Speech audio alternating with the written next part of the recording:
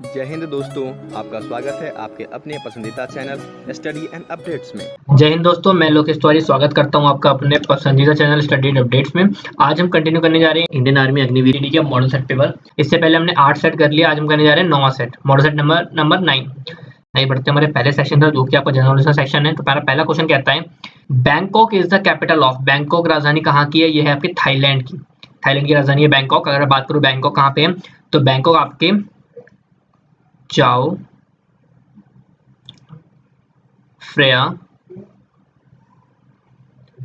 River के delta पे एक तरह से लोकेटेड है, और ये 25 माइल दूर है गल्फ ऑफ थाईलैंड से। जो थाईलैंड का जो गल्फ है वहां से 25 माइल दूर है। कहाँ? बैंकॉक की बात कर रहा हूँ। इसका आंसर क्या आपका बी, थाईलैंड इसका आंसर हो गया। आइए बढ़ते हैं हमारा दूसरा क्वेश्चन, जो कि हमारा ही इज कॉल्ड ब्लैक पर्ल। काला मोती के नाम से किसे जाना जाता है? तो भाई ये आपके पेले, जो पेले हैं ये आपके ब्लैक पर्ल के नाम से जाने जाते हैं। अगर मैं पहले की बात बताऊं तो ये he was the one of the greatest soccer player या फुटबॉल प्लेयर बोल सकते हो in the history of football.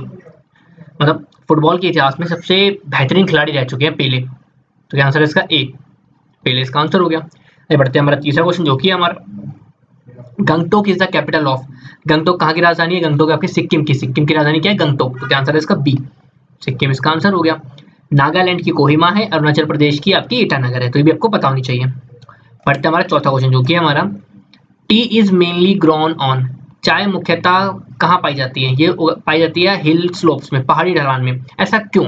इसका रीजन है कि जो टी प्लांटेशन है ना, उसको पानी ऐसे चाहिए कि पानी वहाँ पे कभी रुके ना, पानी हमेशा बहता रहे, ऐसा उसको एरिया चाहिए होता है। तो जो आपका हिल स्लोप वाला एरिया होता है ना, वहाँ पे पानी रुकता नहीं, कभी पानी हमेशा नीचे बहता ही रहेगा। अगर पानी रोकोगे, पानी उसको दोगे तो पानी बह जाएगा, वहाँ रुकेगा नहीं। तो इसलिए चाय के लिए अच्छा रहता है। इसलिए क्या आंसर है इसका? सी, सी इसका आंसर हो गया। आगे बढ़ते हैं हमारा पांचवा क्वेश्चन, जो कि है हमारा where is Chilka lake situated. Chilka lake कहाँ स्थित है? चिल्का झील आपकी ये उड़ीसा में स्थित है। चिल्का झील के बारे में बताऊं तो ये एक बहुत ही बड़ा एक विंटरिंग ग्राउंड है, जहाँ पे माइग्रेटरी बर्ड्स जो आती हैं इंडिया में, उनके रहने का।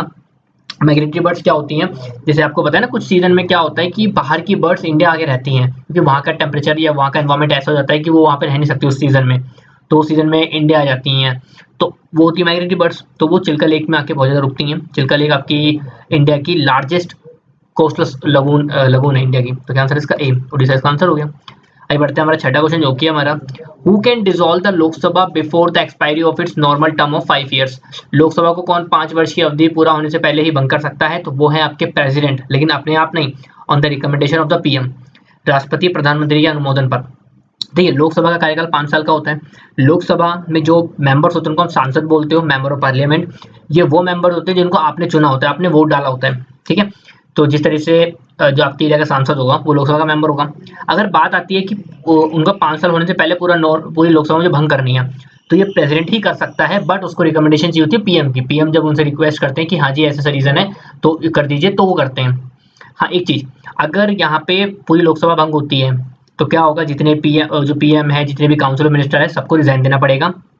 तो नई तरह से वोटिंग होगी, उसके बाद ही फिर नई मतलब सरकार आएगी, ऐसे बोल सकते हो। तो क्या आंसर है इसका? सी, सी इसका आंसर हो गया। आगे बढ़ते हैं हमारा सातवां क्वेश्चन, जो कि हमारा IMA is located in. IMA माने Indian military academy, Indian military academy, ठीक है। ये कहाँ लोकेटेड है? ये लोकेटेड आपके देहरादून में। देहरादून कहाँ पे है? देहरादून आपके उत्तराखंड में है। अगर मैं आईएमए की बात करूँ तो आईएमए आपका एक ऐसा सेंटर है जहाँ पे आर्मी ऑफिसर्स ट्रेंड होते हैं।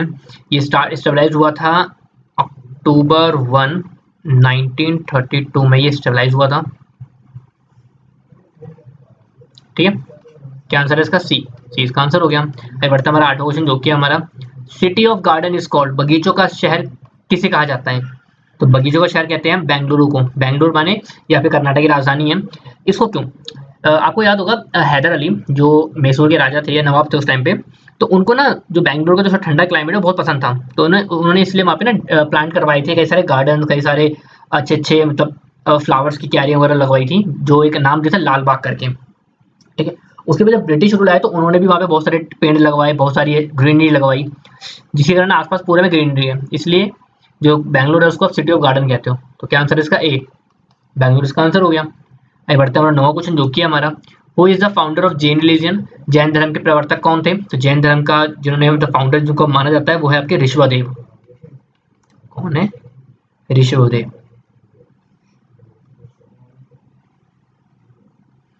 He is considered first real founder of Jainism. ठीक है, तो क्या आंसर है इसका डी, क्योंकि इनमें से मैच ही नहीं करता, नन ऑफ दिस का आंसर हो गया। आइए बढ़ते हैं 10वां क्वेश्चन जो कि हमारा which eclipse is formed when the moon comes between the sun and earth. जब चंद्रमा पृथ्वी और सूर्य के बीच में आ जाता है तो उस समय किस प्रकार का ग्रहण होता है? वो होता है सोलर एक्लिप्स, सूर्य ग्रहण। ठीक है, इसमें क्या होता है, इसमें जो आपका जैसे बताया ना कि जो मून है वो बीच में आ गया, तो जो मून की जो पूरी पूरी शेडो होती है ना वो अर्थ पर आ जाती है, जिसको सूर्य ग्रहण बोलते हैं। सूर्य बिल्कुल दिखाई नहीं देता।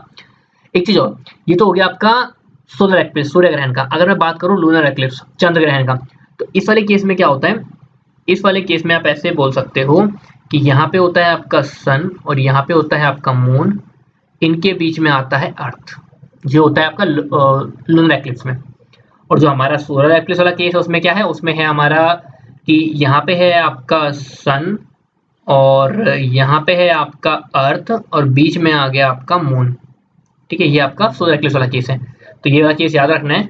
तो क्या आंसर है इसका? बी इसका आंसर हो गया। अभी बढ़ता हमारा 11वां क्वेश्चन जो कि हमारा which is the capital of Assam. Assam की राजधानी क्या है? असम की राजधानी आपके दिसपुर, जो दिसपुर है वो आपके असम की राजधानी है, तो क्या आंसर है इसका? सी इसका आंसर हो गया। अभी बढ़ता हमारा 12वां क्वेश्चन जो कि हमारा eight which place in Maharashtra is the nuclear power station situated. Maharashtra के किस स्थान पर परमाणु ऊर्जा का केंद्र है? वो है तारापुर।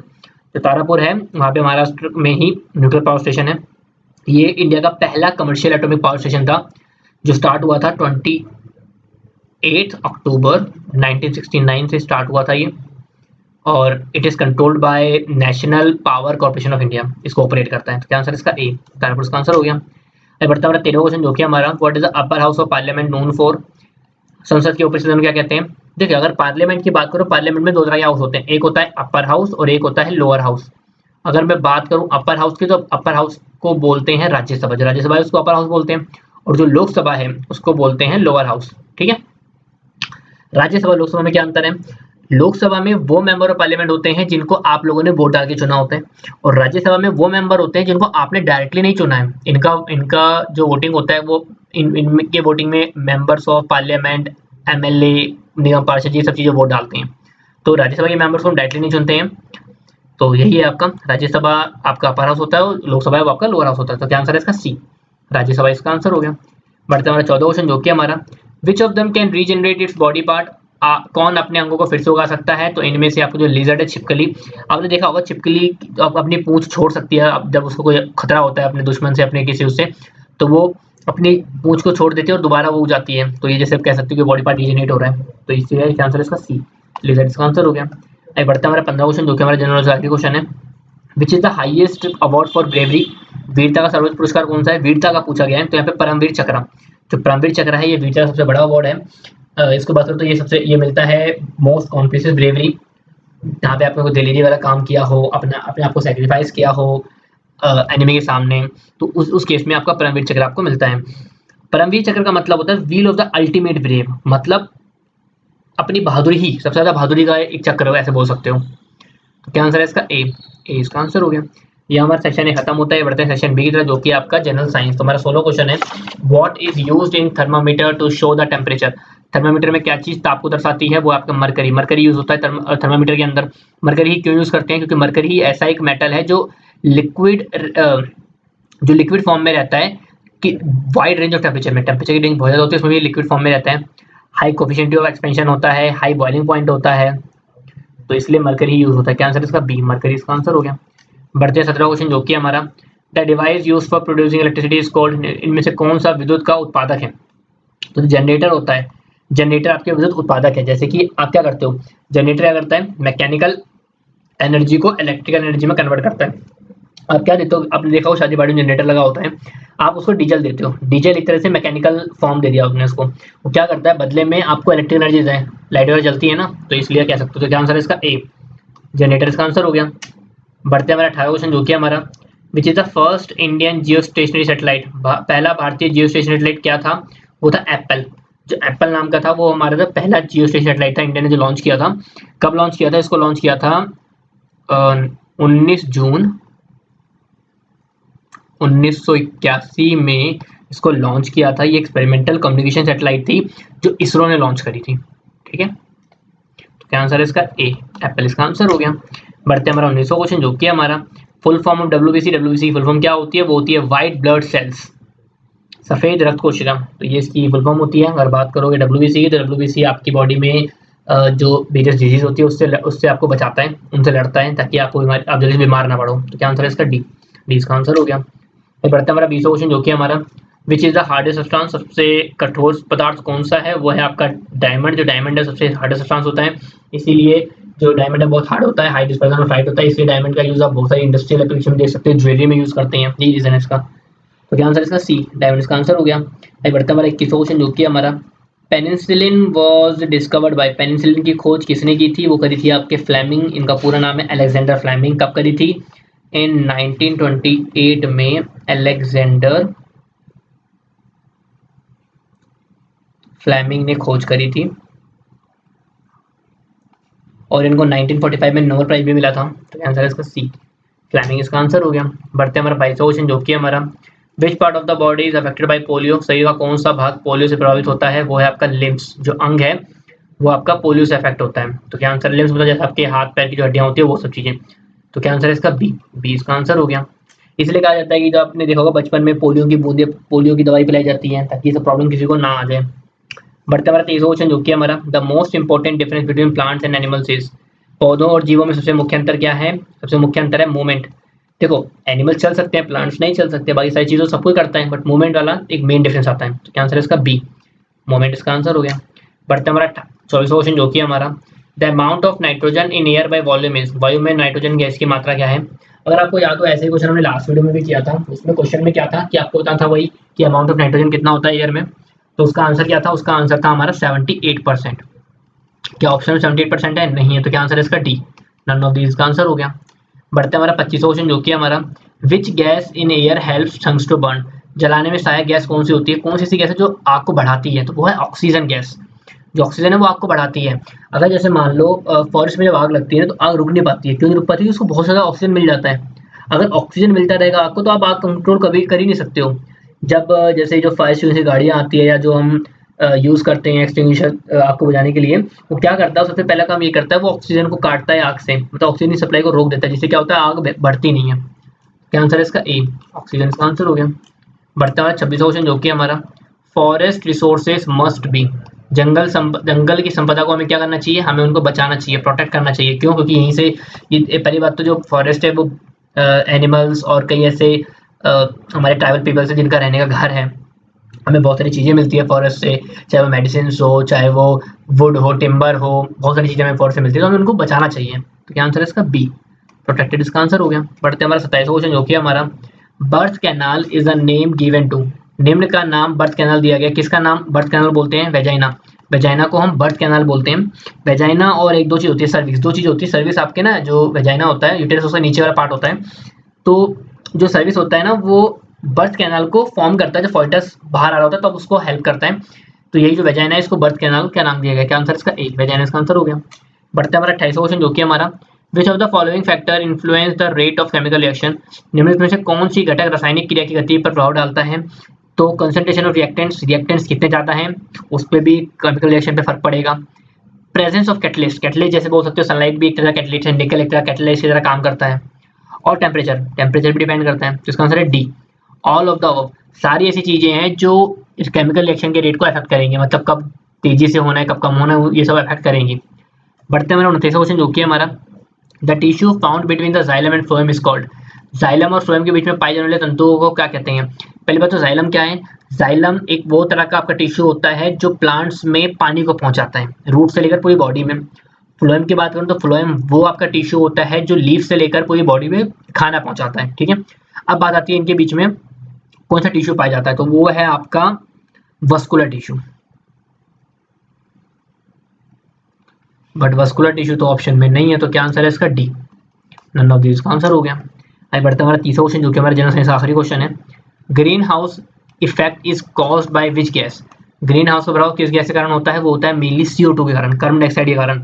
होता क्या है, ग्रीन हाउस गैसेस वो गैसेस होती है जो क्या करती हैं, जो सन की जो इंफ्रारेड रेज है उनको एब्जॉर्ब कर लेती हैं, जिससे क्या होता है गर्मी बढ़ जाती है।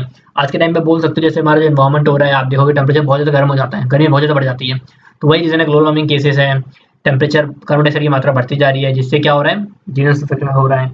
और टेम्परेचर बढ़ रहा है। तो क्या आंसर है इसका ए, CO2 इसका आंसर हो गया। दोस्तों, आप सभी की सुविधाओं का ख्याल रखते हुए अग्निवीर एग्जाम के लिए ऑनलाइन मॉक टेस्ट सीरीज दिया गया है जो कि बिल्कुल मुफ्त है। और वहां पर जाने के लिए आप studyupdates.in पे आएंगे। .in पे आने के बाद जैसे ही आप Agniveer online mock test series के पेज पर आएंगे, आपको ये सभी चीजें देखने को मिलेगी। ठीक है, तो यदि आप जीडी की तैयारी कर रहे हैं तो आप अग्निवीर जीडी में जाएंगे, और अग्निवीर जीडी में जाने के बाद आप देखेंगे कि इस प्रकार से आपको मॉक टेस्ट सीरीज अवेलेबल है। और यदि आपको मॉक टेस्ट सीरीज लगाना है तो यहाँ पर आप क्लिक करेंगे। क्लिक करते ही आपको ये टेस्ट सीरीज खुल के सामने आ जाएगा। ठीक है, यहाँ पर आपको प्रश्न दिया गया है, जैसे यहाँ पर दिया गया है द फेमस बुक गीत गोविंद। तो गीत गोविंद जो है जयदेव के द्वारा लिखा गया था, तो मैंने जयदेव पे क्लिक कर दिया। ठीक है, अब जैसे यहाँ पर दिया गया है where is the headquarter of United nation, संयुक्त राष्ट्र का मुख्यालय कहाँ है, तो पहले जेनेवा था, फिर बाद में न्यूयॉर्क हो गया, न्यूयॉर्क। एक आध उत्तर मैं गलत कर देता हूँ ताकि मैं देखूँ कि कैसा आपको इंटरफेस आता है। तो इस प्रकार से जैसे आप सारे प्रश्न लगा लोगे, 50 प्रश्न है, 50 प्रश्न लगाने के बाद आपको नीचे एक ऑप्शन दिया गया है फिनिश का। जैसे ही फिनिश पे क्लिक करेंगे, फिनिश पे क्लिक करते ही आपको बता देगा कि आपने 50 में से 3 प्रश्न किए, तो आपका 6% मार्क्स मिला। ठीक है, और जो सही उत्तर होगा उस पे आपको इस प्रकार से आ जाएगा। ठीक है, सही उत्तर है इस प्रकार से आ जाएगा, गलत उत्तर होगा तो वो भी इंडिकेट कर देगा रेड से कि आपका उत्तर गलत है। ठीक है, तो इस प्रकार से आप फ्री में मॉक टेस्ट दे पाएंगे। ओके, भाई बढ़ते हैं हमारे सेक्शन सी की तरफ, जो कि है आपका मैथमेटिक्स का सेक्शन। तो हमारा पहला क्वेश्चन है, फैक्टराइज करना है एक्स क्यूब माइनस 27 को। तो उसको आप ऐसे लिख सकते हो, ये एक्स क्यूब माइनस 3 की क्यूब। तो यहाँ पे फॉर्मूला लगेगा आपका किसका, ए क्यूब माइनस बी क्यूब का। फॉर्मूला क्या होता है, ये होता है आपका ए माइनस बी ब्रैकेट में ए स्क्वायर प्लस में ए बी प्लस में बी स्क्वायर। तो ए माइनस बी मतलब हो गया एक्स माइनस 3, ए स्क्वायर माने एक्स स्क्वायर प्लस में बी स्क्वायर कर लो पहले, तो 9 हो गया, प्लस में ए बी माने हो गया 3x। तो कौन सा मैच कर रहा है, इससे मैच कर रहा है ए वाला। तो क्या आंसर हुआ इसका, ए इसका आंसर हो गया। बढ़ते हमारा 25वां क्वेश्चन, जो कि हमारा क्या कहता है, sum of two reciprocals of two numbers is 7/24, one number is 6, then the second number will be. दो नंबर का जो व्युत्क्रम है वो 7/4 24 उनका योग है। पहली संख्या 6 है, दूसरी निकालनी है। तो पहले 6 का आप रेसिप्रोकल कर लो, वो होता है 1/6, यहाँ हो जाएगा 1/x इज इक्वल टू में 7/24। एलसीएम लोगे, एलसीएम आएगा आपका 6x, ये हो जाएगा आपका 6 में, तो यहाँ पे x आएगा, यहाँ पे 6 आएगा, इज इक्वल टू में 7/24। सॉल्व करोगे क्रॉस मल्टीप्लाई, तो ऐसे कर सकते हो कि 6 1 जा 6, 6 4 जा 24, ऐसे काट दो, आसान हो जाएगा। तो 4x प्लस में 24 बराबर पे 7x। तो 7x माइनस 4x बराबर 24, 3x बराबर 24, x की वैल्यू हो गई 8। तो क्या नंबर हुआ हमारा, 8 आंसर हो गया। बढ़ते हैं 33वां क्वेश्चन, जो कि हमारा 26 का स्क्वायर निकालना है। दो रास्ते हैं, एक तो आप 26 × 26 कर लो, चलो, लेकिन ये रास्ता छोटे नंबर में काम करता है, बड़े नंबर में नहीं करता। तो यहाँ हम लगाएंगे a प्लस बी का होल स्क्वायर, जो होता है ए स्क्वायर प्लस में 2ab प्लस में बी स्क्वायर। कैसे, मैं 20 प्लस 6 का होल स्क्वायर यूज करने जा रहा हूँ, लिख सकता हूँ ना मैं। तो 20 का स्क्वायर प्लस में 2 गुना 20 गुना 6 जमा में 6 का स्क्वायर। तो ये तो हो गया 400, ये हो गया तुम्हारा 20 दूनी 40, 40 छिक्के 6 चौक 24, तो 240, और ये हो गया तुम्हारा 6 छक 36। ऐड करोगे 4 2 6, 640, 640 600 आपका 76। क्या आंसर हुआ इसका, ए इसका आंसर हो गया। बढ़ते 34वां क्वेश्चन, जो कि हमारा, a motorcycle was bought for Rs 7,840, sold at a profit of 7%, the selling price was। एक मोटरसाइकिल 7800 रुपये खरीदी गई है, 7% लाभ पर बेची गई है, उसका विक्रय मूल्य क्या था। सिंपल है, आपको सीपी पता है और प्रॉफिट परसेंट पता है। तो प्रॉफिट परसेंट का फॉर्मूला होता है, मैं आपको हर बार बोलता हूँ, फॉर्मूला याद रखना है, प्रॉफिट अपॉन सीपी इंटू 100। ये है 7, प्रॉफिट पता नहीं, सीपी है 7840, कुछ ऐसा ही है ना। हाँ, 1 0 से 1 0 कट गया, प्रॉफिट हो जाएगा 784 गुना 7/10। मल्टीप्लाई करोगे, आंसर आएगा आपका, ये हो जाएगा आपका ऐड करने पर 5488 अपॉन पे 10, डिवाइड करोगे तो 548.8 रुपीज़ का आपका हो गया प्रॉफिट। हमें क्या निकालना है, एसपी। एसपी क्या हो जाएगा, एसपी हो जाएगा आपका प्रॉफिट प्लस में सीपी। प्रॉफिट कितना है, 548 रुपये 80 पैसे प्लस में 7,840, आंसर बनेगा आपका 8,388 रुपये 80 पैसे। तो क्या आंसर हुआ इसका, ए इसका आंसर हो गया। बढ़ते हमारा 35वां क्वेश्चन, जो कि हमारा, average of 8 number is 21 if all the numbers are multiplied by 8, what is the average of the product of the numbers. 8 संख्याओं का औसत 21 है। यदि सभी संख्याओं को 8 से गुना करें तो प्राप्त संख्या का औसत क्या होगा? जो औसत था उसको भी आप 8 से गुना कर दो, क्योंकि भाई नंबर को 8 से गुना करें, सबका एक औसत निकलेगा 8 ही से, तो जो औसत है तो उसको भी 8 से गुना कर दो। तो 8 एकम 8, 8 दूनी 16, तो ये हो गया आपका 168। नया औसत क्या बनेगा? 168। क्या आंसर हुआ? सी इसका आंसर हो गया। बढ़ते हैं हमारे 36वां क्वेश्चन जो कि हमारा डेविड टू का loan for Rs 6000 from bank of for 3 years. He had to pay a simple interest of 12% per annum. Find the amount he had to pay after 3 years. David ने एक bank से 6000 रुपये 3 वर्ष के लिए कर्ज लिया, उसे 12% वार्षिक दर से साधारण ब्याज अदा करना है। 3 साल के बाद उसे कितनी ब्याज की राशि देनी पड़ेगी? चलिए, सिंपल इंटरेस्ट का फॉर्मूला होता है, मैंने आपको हर बार बोल रखा है, फॉर्मूला याद रखना है, P into R into T by 100। P की वैल्यू है आपकी 6000, R की वैल्यू है 12, T की वैल्यू है 3, बट्टे पे है 100, 2 जीरो से 2 जीरो कट गया, ये आप करोगे तो ये 12 छक्के 72, 720 गुने में 3, तो ये तो हो जाएगा आपका 2160 रुपये। ये क्या आया आपका? ये आया SI। क्वेश्चन यहाँ खत्म नहीं हो गया, आप ऑप्शन देख के आंसर में टिक कर दीजिएगा। क्वेश्चन पूछे अमाउंट बताना है, तो अमाउंट होता है प्रिंसिपल प्लस पे SI। प्रिंसिपल है आपका 6000 प्लस में 2160, तो आंसर आएगा आपका 8160। क्या आंसर है इसका? 8160, जो ऑप्शन में नहीं है तो डी इसका आंसर हो गया। बढ़ते हैं हमारा 37वां क्वेश्चन जो कि हमारा सिंपल बोला है, ऐड करो 5/7 प्लस 13/21 प्लस में 3/4। एलसीएम लोगे तो एलसीएम आएगा 84, 7 के पार्ट में 84 आता है, 12 बार में 12 पंचे होता है 60, 21 के पार्ट में 84 होता है 4 बार में, 13 चौके होता है 52, 4 के पार्ट में 21 बार में 21 दिया होता है आपका 63। सबको ऐड करोगे तो आंसर आएगा 175, बट्टे पे आएगा 84। मैं क्या मैच कर गया? सी मैच कर गया। बढ़ते हैं 38वां question, convert 25% into a fraction. 25% को फ्रैक्शन में बदलो, परसेंट हटाए तो नीचे 100 आ गया, ये आंसर आया 1/4। क्या आंसर हुआ इसका? ए इसका आंसर हुआ कटिंग करने पर। बढ़ते हैं 39वां question, what will be the volume of cuboid. घनाभ का आयतन क्या होता है? घनाभ का आयतन होता है L इंटू में B इंटू में H, length into breadth into height, तो क्या आंसर है इसका? ए इसका आंसर हो गया। बढ़ते हैं 40वां क्वेश्चन जो कि हमारा कहता है साइन स्क्वायर A प्लस में कॉस स्क्वायर A अपॉन पे 2। पता होना चाहिए साइन स्क्वायर A प्लस में कॉस स्क्वायर A की वैल्यू होती है 1, तो इसका आंसर क्या बनेगा? 1/2, मतलब हो गया 0.5 बोलो या 1/2, तो आंसर क्या हुआ इसका? सी इसका आंसर हो गया। सिंपल सा फॉर्मूला याद करना था यहाँ पे। In a triangle ABC angle A है 30, एंगल B 90 और एंगल C निकालना है। हमें पता है किसी ट्राइंगल में तीनों एंगल सम होता है 180, ठीक है, ये तो पता होना चाहिए। एंगल A 30 है, B है 90, C मुझे पता नहीं, तो क्या हो जाएगा? एंगल C बराबर 180 माइनस में 9 3 112, 120, आंसर हो जाएगा 60 डिग्री। क्या आंसर हुआ इसका? ए इसका आंसर हो गया। बढ़ते हैं 42वां क्वेश्चन जो कि हमारा कहता है tan 45। अगर आपको याद होगा तो आपने ट्रिग्नोमेट्री टेबल पढ़ी होगी जिसमें आपको sin 0, cos 0, tan 0 सबकी वैल्यू याद करनी थी, टेबल थी। तो tan 45 की वैल्यू होती है 1, ये तो मुझे याद था, बट अगर आपको याद ना हो तो कैसे निकाल सकते हो, बट आपको कुछ तो याद होना चाहिए। tan का एक फॉर्मूला और होता है, ये होता है sin अपॉन cos। तो अगर आपको tan का डायरेक्ट याद नहीं है, sin cos का याद है तो भी आप निकाल सकते हो। जैसे tan 45 का क्या हो जाएगा? sin 45 अपॉन cos 45, तो वो होता है 1, तो क्या आंसर है इसका? सी 1 इसका आंसर हो गया। बढ़ते हैं 43वां क्वेश्चन जो कि हमारा कहता है the smallest prime number is, सबसे छोटी अभाज्य संख्या कौन सी होती है? सबसे छोटी अभाज्य संख्या है 2 एक सबसे छोटी प्राइम नंबर है और 2 ही अकेली एक इवन प्राइम नंबर भी है। 1 कभी भी प्राइम नंबर नहीं होता। प्राइम नंबर क्या होता है? वो नंबर जो अपने हो और 1 के टेबल में आते हो। 1 ना प्राइम है ना कंपोजिट नंबर है, तो क्या आंसर है इसका? 2, बी इसका आंसर हो गया। बढ़ते हैं हमारे 44वां क्वेश्चन जो कि हमारा what is the decimal representation of 2/3। 2/3 को डिवाइड करोगे तो क्या आंसर आएगा? करके देखते हैं।